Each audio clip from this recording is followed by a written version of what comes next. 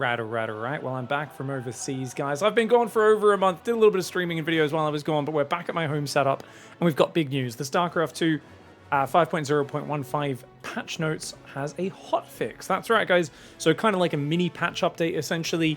There's 3 balance changes, a pretty decent-sized list of bug fixes, and let's start at the beginning. Psionic Storm damage reduced from 140 over 6 seconds to 110. A DPS, damage per second reduction, from 23.3 to 18.3. Remember, classic Storm, it's about 26 to 27 DPS, I believe, somewhere around there.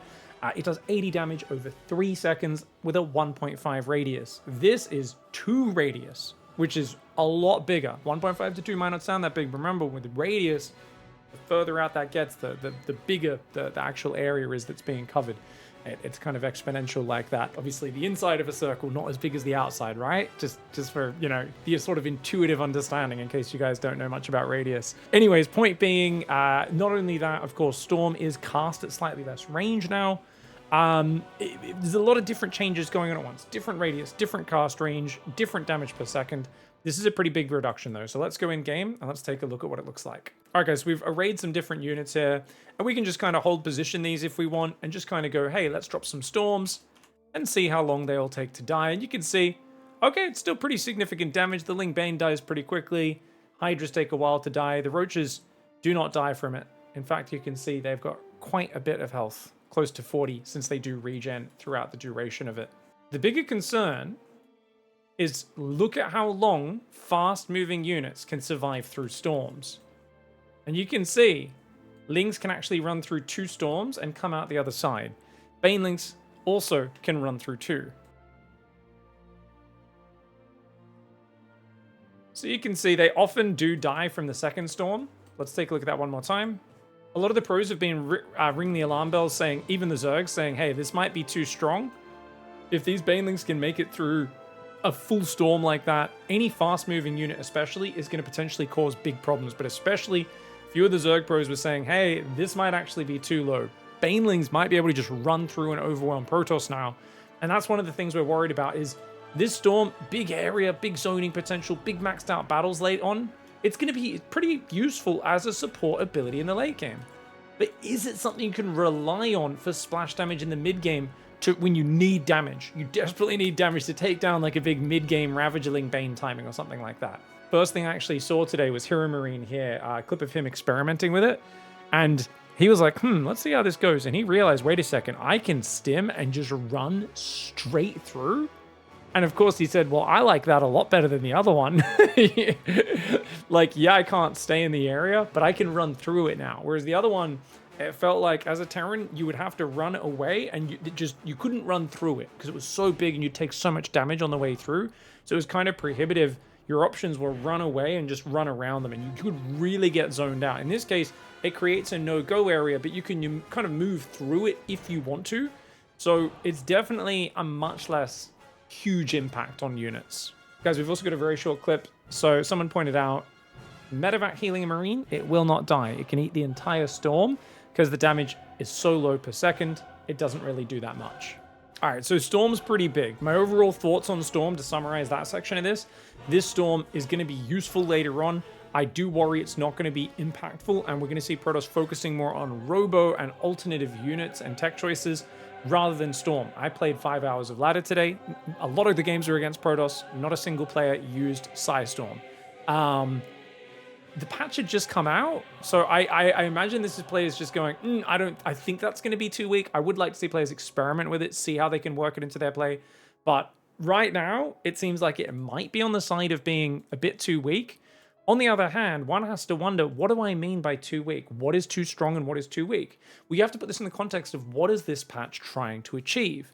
Keep in mind, there's never been any stated direction or idea of what this storm change is trying to achieve. All we have is conjecture. I've said, well, it looks like they're trying to make it more of a zoning tool. They want the fights to maybe slow down a little bit. Problem with that idea, if we carry that through, is, well, you can't just remove the main damage spell of one faction. Lings and Banes still do massive damage. Marines and Marauders still do massive damage. Unless you're going to lower the damage across the board, all you're doing is removing one spell. And while Storm was a real big problem in the last season, that's mostly because of the early power spikes you would get with energy recharge. Normally Storm, it was always an amazing spell, but you'd have to invest in the Templar Archives, 200 gas, make Storm another 200 gas. Am I correct on those numbers? You guys check me. Something like that, about 400 gas, 150 gas for each High Templar, and you'd have to warp them in, and then like 40 seconds later, they've got their first Storm. So it was really hard to survive early timings where you either wouldn't have Storm ready or you'd just have a couple of Storms. And with energy recharge, suddenly you'd have so many Storms, and that was a problem. But energy recharge has been nerfed heavily. It's nowhere near as good as it used to be. I'd say its synergy with Hallucination Scout is still a little bit problematic, maybe in the early game of PvT. That Hallucination Scout's so good. I actually think it was always good, and now players know how good it is, which is why it's being used a lot. But I think you've nerfed energy recharge, so you don't really need to remove Storm as a problem. And I do worry that the idea of, oh, we're just going to make this less brutal, while everything else in StarCraft 2 remains as brutal as it's always been, doesn't really mesh. For me, I'm struggling still to understand what the theory crafting or the decision-making behind this is. And this is the one problem with having zero transparency in terms of what this patch is trying to achieve. Next up, guys, this is actually a typo, I realized. The Broodlord speed has been reduced from 2.62 to 2.42. It's actually 2.24. It's a bigger nerf than you think. Now, keep in mind, guys, the Broodlord actually did get its movement speed for most of StarCraft 2 up until 5.011. This was early 2023, right before Katowice, where Oliveira won his World Championship. So started 2023 up until that point, so 13 years into StarCraft 2, Broodlords always had a movement speed of 1.97, and then they increased it to 2.24, and they also nerfed the Broodling duration, so the Broodlings don't last as long, so you can't siege someone from 2 screens away. And then they buffed the movement speed again in the next patch while making the actual movement speed of the Broodlings. So the Broodlings last about half the time. Their movement speed significantly gets nerfed. Now their health gets nerfed as well. And the attack time of spawned Broodlings was actually increased. Now that actually means they attack slower, because it's what this is the time between attacks. That sounds like you're making their attack speed faster. You're actually making it slower, because they used to attack every 0.46 seconds. Now they're attacking every 0.57 seconds. Now, for anyone who was doing a lot of testing with the Broodlord just before this patch that just came out today, keep in mind also there was actually an issue where for some reason that Broodling attack speed change that we looked at from a previous patch got reverted in just this last patch for the last week or two, and not many people realized, but they fixed that in this patch now. So the Broodlings aren't as good today. That being said, I've still been using Broodlords a lot and they've been excellent. It is going back to this 2.24 movement speed, which makes it a little bit slower. I'm fine with that as long as the Broodlord is good at fighting. I think we can kind of say, look, we tried to make the Broodlord, the community, the Balance Council tried to make it a bit more mobile, but a little bit less, insanely good at like sieging units and fighting. And it became kind of a paperweight. Unless your opponent had a heavy siege tank army, the Broodlord was pretty awful. So it was, I think, a failed thing. I don't mind the idea of going all the way back to very slow Broodlords, 1.97, but maybe buffing these Broodlings back up a little bit as well, depending on how it goes. I think we still need a lot of testing. I've played a bunch of games using the Broodlords. They kill planetaries pretty quick. I think if you get like 25 of them, you can actually take on Mass Thor. If you micro, you stack them up, so you're only fighting a few Thors at a time. I think with the Broodlings shooting out so much faster initially from the Broodlords, they're burst firing. With a bit of micro right now, they are a very good unit, but we'll see. I think there needs to be just an eye on it. If there's, if you want to nerf the movement speed even further, you definitely are going to want to rebuff the Broodlings. I'd say keep the duration nerf, because that ability to siege someone from so far away was really lame in late game stalemate scenarios where someone could attack you from 2 screens away, but it's running Broodlings in, attacking their own creep tumors, putting down a new creep tumor, attacking it, and just constantly doing that. But I think maybe buff the hit points or the attack speed or something like that could be really nice. The other change, guys, is one I really dislike. Ghost hit points have been increased from 100 to 125. Why? They've given the Ghost a light tag, but they've also made it 2 supply back from 3 to give it back some power. I think that's fine. Why? I think some people go, it's going to just die to Colossus and Banelings now. And I'm like, yeah, it's a spellcaster. That's going to happen. If they're at the front of your army, you might need to micro them back a bit. They're a little bit more vulnerable to some things. I don't understand the point. We're giving them a light tag to make them more vulnerable, but then we're going back to 125 hit points. I think someone was saying in my Twitch chat, it's so they take the same number of hits from Colossus to die, and they don't die to Disruptors. But this way, they're still pretty weak to banelings. It only takes one more baneling to kill them or something like that. And I was like, okay, well, why? Ghosts are already, like, I get they're too good as like a one-size-fits-all in late game against Zerg, but like, they're kind of already too well-rounded in TVP as well. They EMP the whole army, and now they're going to be so tanky against Stalkers and Zealots and Immortals and Storm even. Everything that's not a Colossus or an Adept or an Oracle, I guess, which are not units that are going to ever be fighting Ghosts. Only the Colossus will be. It's a bit of a weird change. I think if you want to make the Ghost a bit more survivable, there was a good change that I saw someone saying, which was just give the Ghost one more attack range, but give it 7 range so it sits behind the Marauders naturally if you're worried about Terran Ghosts dying too quickly to Colossus or something like that. Okay, I'm okay with that. Green Earth's been doing that in his patch mod. I don't think it's that crazy. Yes, it does make their regular firing a little bit better, but I don't know. I hate the idea of giving them a light tag, but then being like, oh, we got to give them a bunch of hit points. I don't get it. Similar to what we're doing with Storm, I don't get it. I don't know. We'll see. I'm happy we've got changes. I'm happy we've got hot fixes, guys. I'm constantly trying to analyze these things. And I gotta say, I don't know if they're a genius or an idiot, the person or people in the classic games department, by not writing any reasoning behind their changes, because it's so much harder to criticize because I'm just making things up. I have no idea what they're trying to achieve with these changes. Okay, so here's an interesting one, guys. They reverted the group cast for Caustic Spray on the Corruptor, but they've actually added it to the Viper as well. And they've also added an ability, consumability will now stop when the building is no lower than 7.5 hit points. So if you guys are wondering what Groupcast is, basically they added this thing in the last patch where all you would need to do is press Caustic Spray, click once, and every Corruptor would start peeing on it. Which is kind of cool because it just makes it easier to tell all of your Corruptors to Caustic Spray. And a lot of people do just want to do it on one building. Even pros will often do that. I didn't like it because for me, I like to do this. I like to go, oh, a few of you doing that, a few on that, a few on that, a few on that, you know?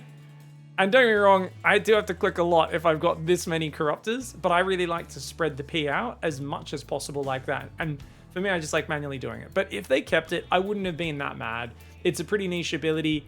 A lot of the times you do just want to quickly P down a Nexus or a Command Center and get out of there. So I didn't mind it. But they've actually reverted that one. I absolutely hate that they've added it to the Viper, though. The reason is, normally you want your Vipers to all consume off separate buildings, so you just damage each building a little bit, you know?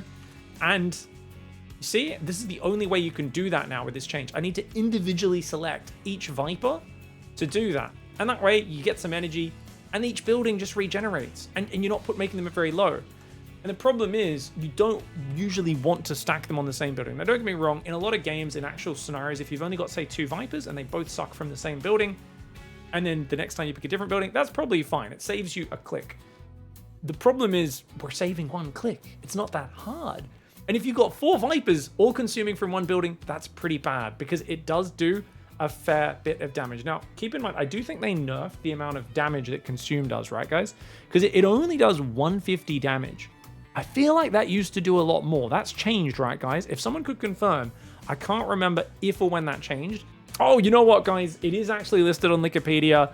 I figured, hey, maybe I should look it up. But they lowered it from 200 to 150 damage for each consume. To get a Viper to full energy, normally you do want to consume twice, though, as each one gives, what does it give? 3.5 energy to the Viper every second times 14. So it gives like, I don't know, 35 plus... It gives about 50 energy each time you consume. So normally you want to consume twice, and that with its regular regen will kind of get it back to full. Problem is right now, right? So let's just spend all their energy. If I want to consume, I press consume, I click, they all consume from the same building. Now, obviously, it's kind of cool that they won't kill the building, but I just never want to be leaving. You always want to consume off big buildings, right? Because small ones don't have enough hit points to give you the full energy. But you also don't want your big buildings to just go down in the red like this. This is really like bad practice. You'll sometimes see pro gamers kill their own buildings in high stress situations. I think that's totally fine. I think this is one of these changes where it's an attempt to try and, oh, you know, people are afraid to use spellcasters. It's not the difficulty of using consume. Because even if you give people this quality of life, the noobs who don't know how to use spellcasters at all are still just going to press F2 and move everything and cancel the consume within the next 5 seconds anyway. Like, you know what I mean? Like, I don't think having a few Vipers and then having to go either shift click or C click, C click, C click, I don't think that was what was holding people off from using Vipers. So I think this one's a bit of a misguided change. At the end of the day, I don't think it's going to kill me. Except in the rare, I was going to say, except in the rare game against Mech, where I build like 8 Vipers for mass abduct, because I like doing that sometimes just because I love abduct and it's fun.